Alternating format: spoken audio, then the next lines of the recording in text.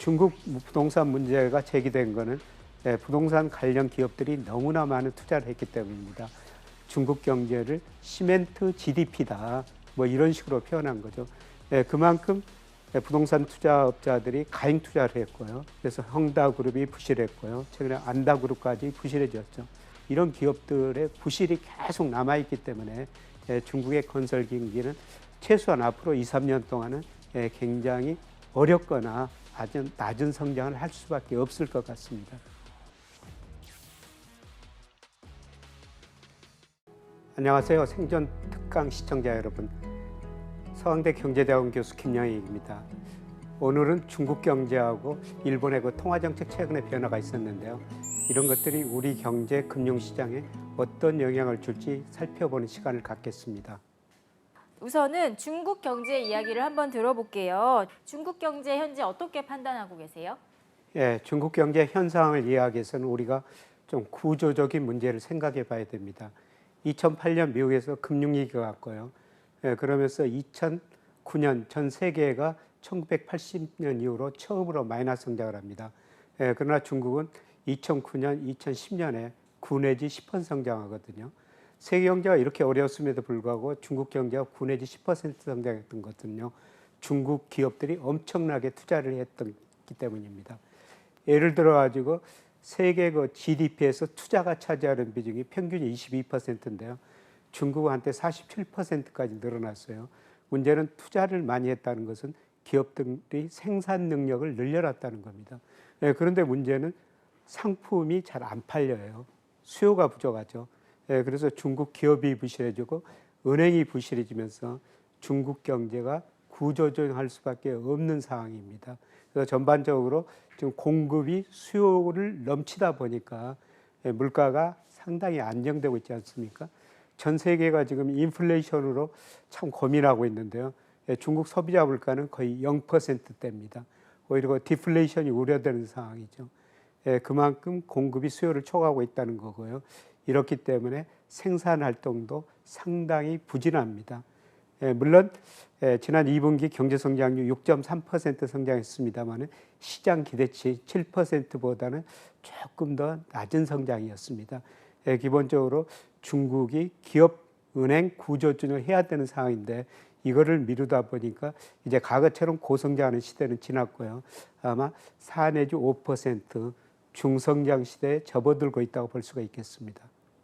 그런데 이제 중국 정부가 여러 경기 부양책을 시행하고 있다고 하는데요. 우선은 어떤 부양책을 시행했는지 먼저 소개부터 해주시면 좋을 것 같습니다.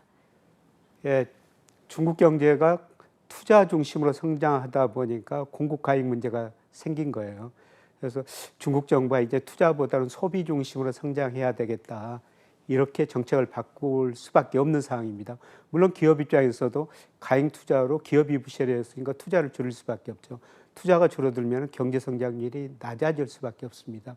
그래서 중국 정부가 소비를 부양하기 위해서 지속적으로 내수 부양 정책을 내고 있죠. 그게 대표적으로 통화를 더 풀고 금리를 인하하고요. 그다음에 특히 자동차 수요를 늘리기 위해서 다양한 정책을 펼치고 있습니다. 자동차는 중국이 미국 시장보다 훨씬 더 큽니다. 그래서 각종 세대 혜택이나 금리 인하를 통해 가지고 소비, 특히 자동차 시장을 부양하려고 노력하고 있습니다.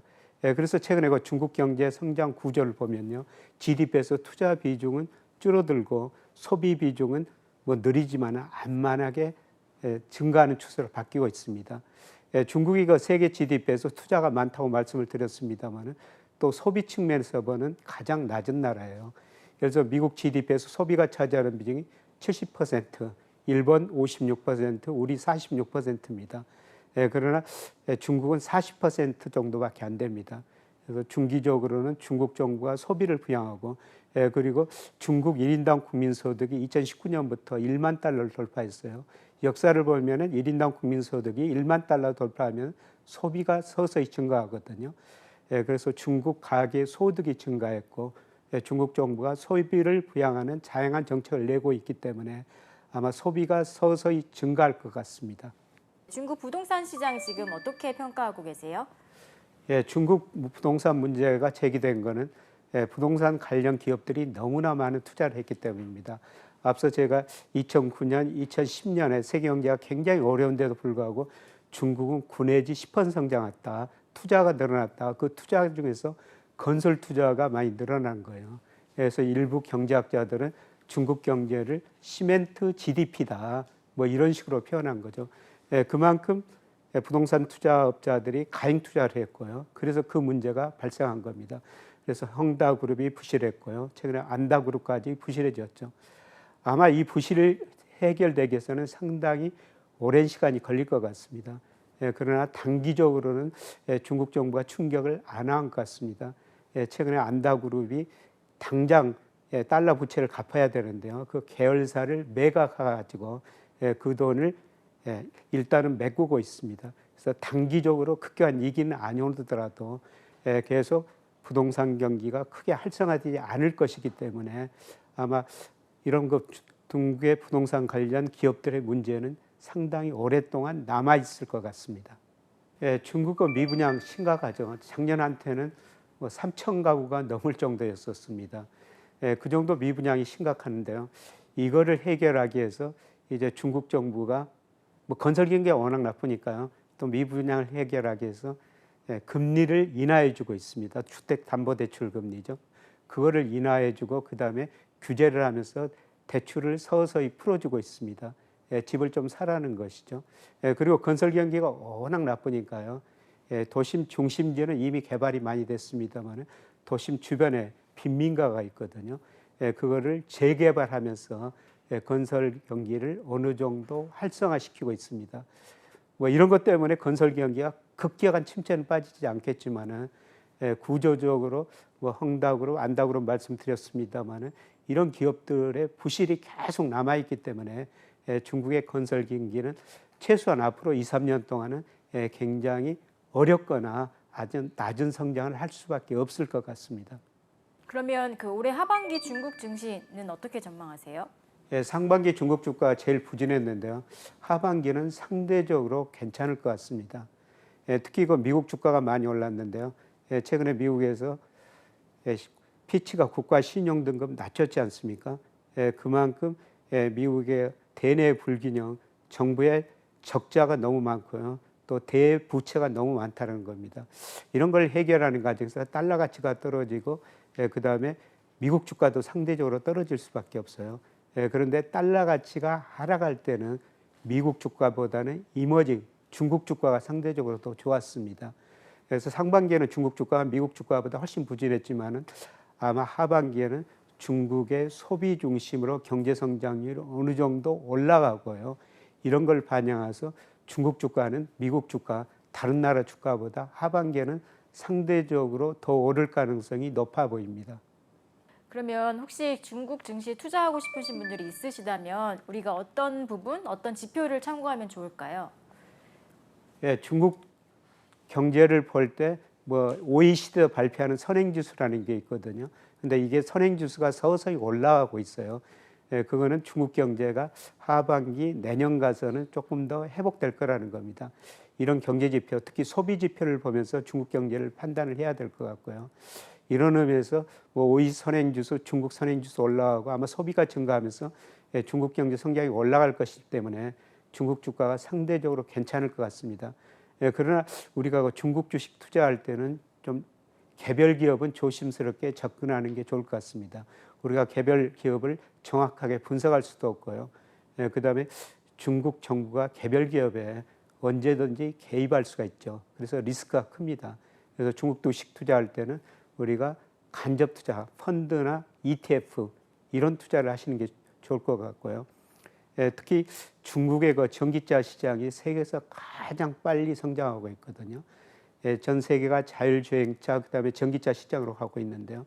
이거는 중국이 앞서가고 있어요. 그래서 중국 관련 전기차 ETF가 그동안 좀 많이 떨어졌습니다. 그러나 제가 보기에는 아마 저평가 영역에 서서히 들어서고 있지 않느냐 이런 생각합니다.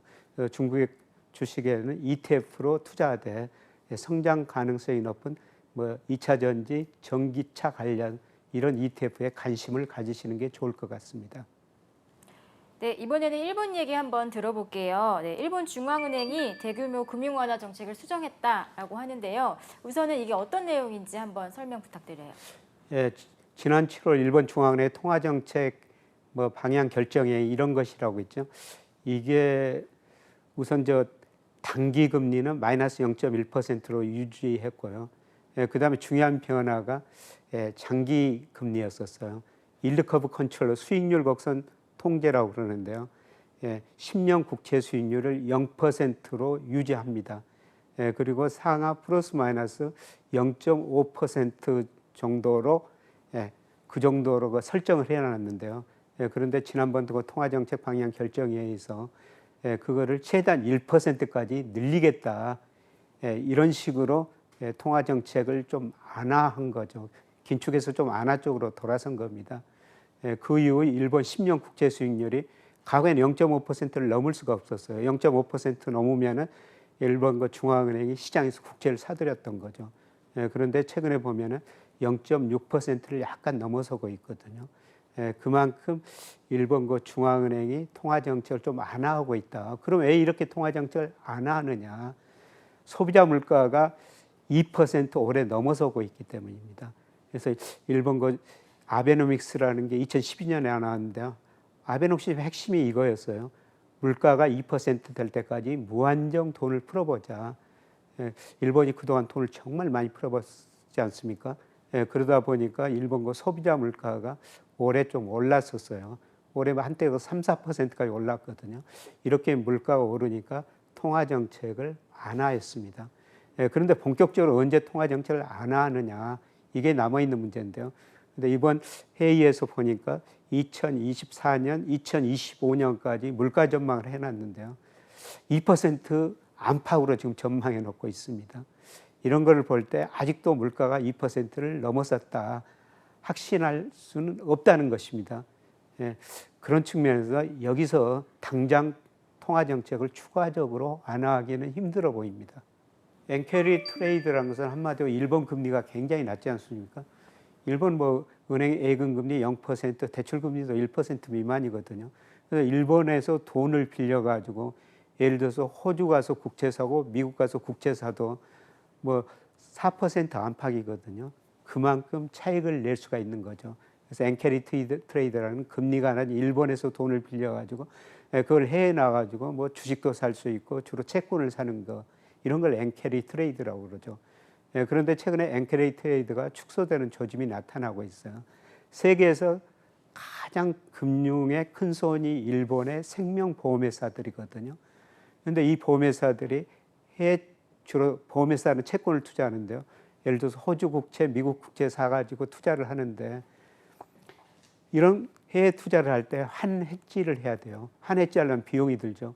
그런데 보험회사들이 최근 몇 년 동안 그 통계를 보니까 미국이나 호주 국채 수익이 일본보다 훨씬 높지만 한 해지 비용을 고려하니까 수익률이 별 차이가 없더라는 겁니다. 오히려 낮은 경우가 있다는 겁니다.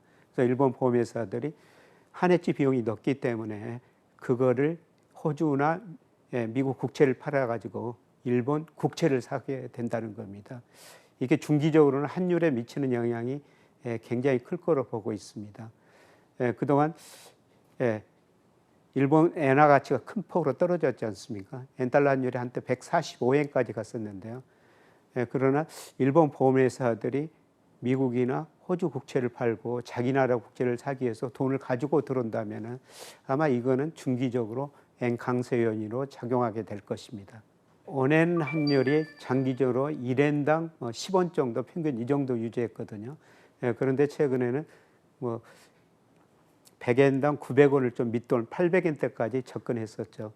그런데 엔화 가치가 지금 지나치게 저평가된 영역이 있는 것 같습니다. 국제결제은행에서 매달 그 실질 실효 환율이라는 걸 발표하는데요.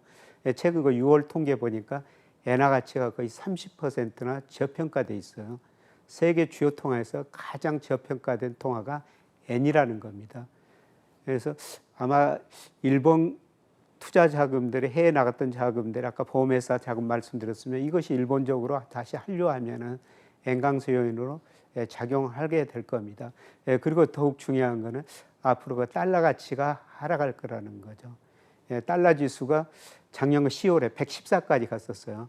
그런데 최근에 뭐 100이 100 안팎에서 움직이고 있습니다만은 이 앞으로 달러 가치가 더 떨어질 수가 있어요. 달러 가치가 떨어지면 상대적으로 원화 가치는 오를 수가 있는 것이죠. 달러 가치가 떨어지면 엔화 가치는 오를 수가 있는 겁니다. 그래서 엔에 그 투자하는 거는 바람직한 방향이라고 또 볼 수가 있는데요. 그런데 지나치게 뭐 많이 투자한 거는 바람직하지는 않을 것 같습니다. 엔화 가치가 오른 만큼 달러 가치가 떨어지면요, 우리나라 원화 가치도 같이 오르거든요. 그래서 뭐 최근에 100엔당 900엔 이거는 좀 넘어설 같습니다만은 그래도 여기서 크게 벗어나지는 않을 거예요. 그래서 달러에 비해서 엔이 강세되지만은 원에 비해서는 엔이 크게 강세될 가능성은 그렇게 높지 않습니다. 이런 의미에서 엔화에다가 지나치게 많이 투자한 거는 바람직스럽지는 않다고 보고 있습니다. 일본 경제가 장기가 디플레에 빠졌었죠. 디플레이션이라는 거 뭐냐면은 물가가 지속적으로 하락하는 현상이에요. 물가가 떨어지면은 가계가 소비를 미루죠. 예를 들어서 최근에 제가 노트북을 하나 샀는데요. 그 가격이 떨어진다면 지금 안 사죠. 3개월 후에 갔습니다. 또 떨어진다면은 필수재가 아닌 한 소비를 더 줄여버리거든요. 그래서 물가가 떨어지면 가계 소비가 줄어들고 기업 매출, 이익이 줄어들고 기업은 고용을 줄이고 고용 줄이면 가계 소득이 또 낮아지면서 물가가 또 떨어지는 이런 악순환이 디플레이션입니다. 일본 경제가 1974년부터 디플레에 빠졌었어요. 그런데 최근에 일본 GDP 디플레이터가 서서히 오르고 있습니다. 물가가 오르고 있다는 거죠. 이런 의미에서 일본이 이제 서서히 그 디플레에 탈피하는 조짐이 나타나고 있다. 최근에 이런 걸 반영해서 일본 주가가 뭐 많이 올랐죠. 많이 올라서 최근 조정을 보이고 있는데요. 앞으로 뭐 5년, 10년 내다 보면은 저는 그 미국 주가보다는 일본 주식이 조금 더 나으리라 보고 있어요. 그래서 좀 나눠서 투자해야 된다고 생각합니다. 우리가 해외 투자를 하고 있는데요. 미국 비중이 61%입니다. 일본 비중은 3%밖에 안 돼요. 그러나 엔 강세나 일본이 그 디플레이 탈피하면서 일본 주가가 오를 수 있다. 이런 것을 생각해 본다면 미국 비중 61%는 지나치게 높습니다. 미국 비중을 좀 줄이고 3%의 일본 비중 지나치게 낮은데요. 그 비중을 조금 올리는 게 바람직해 보입니다. 최근에 그 블룸버그 컨센서스를 보니까요. 미국 경제가 올해 1.6% 성장하지만 내년에는 0.6% 성장한다고 전망치가 많이 낮아져 있어요. 그런데 일본은 올해나 내년이나 1.1% 안팎 성장한다는 겁니다. 내년에는 일본 경제가 미국 경제보다 성장률이 더 높다는 것이죠.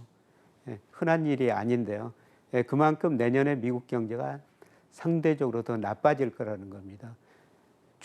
미국 주가가 지금 이런 경제 변수에서 가대평가됐는데요. 미국 주가가 오르기는 힘들다는 거죠. 그리고 일본 경제는 장기적으로 디플레에 서서히 탈피하는 조짐이 나타나고 있습니다. 대표적으로 명목 GDP하고 실질 GDP를 나눈 물가 수준을 대표적으로 나타내는 GDP 디플레이터가 최근에 안만하게나마 오르고 있습니다. 이런 측면에서 일본 주가는 상대적으로 더 오를 수 있다. 그리고 중요한 건 앞으로 달러 가치가 떨어지고 엔화 가치는 오를 수가 있다는 거죠. 엔화 가치가 지금 제일 저평가되어 있습니다. 엔화 가치가 오르면 일본 주식에 투자하는 게 미국 주식에 투자하는 것보다 상대적으로 낫습니다. 그러면 현재 그 투자 매력이 가장 커 보이는 그 글로벌 투자처라고 하면 일본으로 봐도 될까요? 아마 세계 경제가 제조업 중심으로 내년에는 회복될 겁니다. 올해 그 IMF, OECD 성장률을 낮춘 나라가 우리나라, 독일, 일본 같은 나라였었습니다. 그런데 세 나라가 공통적으로 제조업 중심 국가거든요. 올해 제조업 경기 나쁩니다. 그러나 주식시장을 세계적으로 보면요, 특히 우리나라 주식도 그러지만은 제조업 주가가 상대적으로 전체 주가보다 더 많이 오르고 있거든요. 제조업 경기가 회복될 거라는 겁니다. 그래서 내년에는 제조업 경기가 회복되면은 제조업 중심인 우리나라, 일본, 독일 이런 나라 주가가 상대적으로 더 오를 수가 있습니다. 그래서 이런 나라 비중을 좀 더 늘리시는 게 좋을 것 같습니다. 국내 증시 투자자 예탁금이 최대치라고 하는데요. 우선 이게 의미하는 바는 어떤 걸까요? 예, 작년 말에 비해서 고객 예탁금이 한 10조 정도 늘었고요. 예, 그다음에 주식형 펀드도 92조에서 최근에 100조를 약간 넘어섰습니다. 예, 그래서 직접적으로 우리 개인들이 주식을 사고 간접적으로 펀드에 돈을 맡긴 돈이 늘어나기 때문에 주식 수요가 좀 늘어나고 있다고 볼 수가 있죠. 그리고 중요한 거는 제가 작년 말부터 그 우리나라 선행지수가 3, 4월이 저점일 것입니다. 이런 말씀을 드렸는데 OECD가 발표하는 우리나라 선행지수 2월이 저점이었고요. 그다음에 통계청에서 발표하는 선행지수 순환 변동치라고 있죠. 이게 지난 4월이 저점이 나왔습니다. 이 선행지수가 회복된다는 것은 앞으로 경기가 서서히 좋아질 거라는 거죠. 그래서 경기도 회복되고 주식시장으로 돈이 들어오면서 수급 사정도 개선되기 때문에 주가가 오를 수가 있다는 것입니다. 그러나 최근에 그 단기적으로 주가가 이런 걸 기대하고 조금 가대평가된 측면이 있어요. 단기적으로 이렇게 상승 추세로는 돌아섰는데 추세에서 약간 2로 벗어났거든요. 조금 조정을 거칠 겁니다. 주식 가지고 계신 분은 계속 가지고 가셔도 될 것 같고요. 만약에 새로 주식시장에 진입하신다면 앞으로 2달 사이에 주가가 왔다 갔다 할 텐데요. 이 조정 국면에서 주식 비중을 늘리시는 게 좋을 것 같습니다. 그러면 하반기 국내 증시의 그 상승 여력이 충분하다고 봐도 될까요? 예. 제가 2020년, 2021년은 주가가 가대평가됐기 때문에 리스크 관리를 하십시오. 주식 비중 좀 줄이시는 게 좋을 것 같습니다. 이런 말씀을 드렸습니다만 올해는 주가가 저평가됐어요. 그래서 작년 말 기준으로 우리가 명목 GDP에 비해서 코스피가 24%나 저평가됐습니다. 최근에 2,600까지 올라서더라도 한 10% 안팎 장기적으로 보면은 저평가됐습니다. 지금 적정 수준이 명목 GDP로 추정하면은 3천 정도 나오거든요. 추세적으로 거기에 접근해 가는 과정이죠. 물론 당장 3천 가는 과정은 아닐 텐데요. 올 연말 내년 상반기 가면은 주가 지수가 3천 가 있을 거로 저는 보고 있습니다. 그래서 조정 국면에서 비중을 서서히 늘려가시는 게 좋을 것 같습니다. 국내 증시에 쏠림 현상 있잖아요. 예. 그 2차 전지의 쏠림 현상이 너무 크다고 평가가 많은데 이거에 대해서는 교수님께서는 어떻게 평가하세요? 쏠림 현상이 나타나면 반드시 그 부작용이 나타나죠.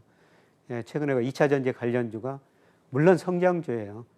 전 세계 자동차, 전기자동차 시장 침투율이 이제 10%를 간 넘었습니다. 앞으로 90%가 남아있다는 거죠. 앞으로 전기차가 많이 늘어나면서 2차 전지 수요 폭발적으로 늘어날 겁니다. 2차 전지가 거기만 들어갑니까? 다른 데도 정말 많이 들어가고 있어요. 그래서 성장산업은 맞는데요. 문제는 단기적으로 쏠림 현상이 발생하면서 추세에서 너무 2로 벗어났다는 겁니다. 이럴 때는 좀 조심스럽게 접근하시는 게 나아요. 그래서 벗어난 만큼 최근에 그 조정을 보였지 않습니까? 저는 여기서 조금 더 조정 거치리라 보고 있어요. 그러나 중요한 것은 장기적으로 성장 산업이기 때문에 최소한 앞으로 5년 정도는 우리가 2차 전지에 꾸준히 관심을 가지시는 것은 좋을 것 같습니다. 2차 전지는 장기적으로 성장 산업이 분명하고요. 그다음에 사이클 측면에서 제가 앞서 우리 선행지수가 OECD 기준으로는 2월의 저점, 통계청 기준으로는 4월의 저점을 쳤다. 경기가 회복된다는 겁니다. 빠르면 4분기, 늦어도 내년 상반기에 회복될 겁니다. 제조 경기가 회복된다는 거죠. 그래서 앞으로 그 제조 관련 주식을 사시는 게 좋은데요. 그 중에서도 대표적으로 경기 사이클에 가장 민감하게 움직이는 반도체죠. 최근에 그 반도체가 이런 경기 사이클을 기대하고 올랐다가 좀 조정을 보이고 있습니다만은 저는 4분기 내년 가가지고는 제조 경기, 전체적인 경기 회복되고 반도체 경기도 회복되리라고 보고 있기 때문에 반도체 주식에 관심을 많이 가지시는 게 좋을 것 같습니다. 중국의 경제 상황, 그다음에 중국 정부의 부양책, 그다음에 일본의 금융 완화 정책 수정 이런 것들이 종합적으로 우리 경제, 우리 증시에 미치는 영향에는 어떤 것들이 있을까요? 제가 중국 경제는 그동안 리오프닝 효과가 별로 나타나지 않았다. 그러나 하반기 들어가서는 소비가 증가하면서 리오프닝 효과가 부분적으로 나타날 것이다. 그리고 중국이 부동산 문제, 지방정부 문제, 잠재적인 문제는 많아요. 그러나 단기적으로 급격한 위기는 오지는 않을 것이다. 이런 말씀을 제가 드렸고요. 그다음에 일본 경제가 장기적으로 디플레에 탈피하는 조짐들이 나타나고 있다. 중국 경제가 세계에서 차지하는 GDP 중에 18%고요. 일본 경제가 한 5% 정도 되거든요.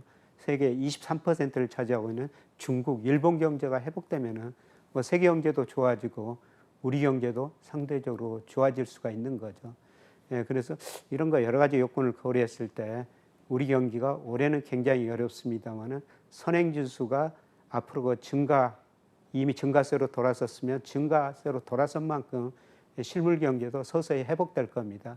그래서 올해 우리 경제가 대부분 1.4% 안팎 성장할 거로 예상하고 있습니다만 내년에는 거의 다 2% 이상 성장할 거로 보고 있어요. 내년에는 어느 정도 회복될 거라는 겁니다. 이런 추세에 따라 뭐 주가도 상승 추세로 전환된 것은 사실인 것 같습니다. 그러나 물론 중간중간 뭐 여러 가지 사건에 의해서 조정을 보일 텐데요. 이런 조정 보일 때마다 주식 비중을 서서히 좀 늘려가시는 게 좋을 것 같습니다. 지금까지 중국 경제와 일본 경제를 알아봤습니다. 중국 경제에 대한 어두운 이야기들이 많이 나오는데요. 그래도 하반기에는 소비 중심으로 중국 경제가 안만하게 성장할 것이다. 그리고 일본 경제는 장기적으로 디플레에 탈피하는 조짐이 나타나고 있을 것이다. 이런 것들을 고려하면은 우리 경제도 뭐 하반기 특히 4분기 내년 상반기에는 어느 정도 회복될 수 있고요. 우리 그 주식시장도 긍정적으로 반응할 것이라 이런 말씀을 드렸습니다. 그래서 뭐 지금 경제 지표 굉장히 어두운 지표들이 많은데요. 하반기에는 좀 긍정적인 지표들이 나타날 가능성이 있으니까 중국, 일본 경제 여러 가지 경제 지표를 판단하면서 미래에 대응하시기 바랍니다. 고맙습니다.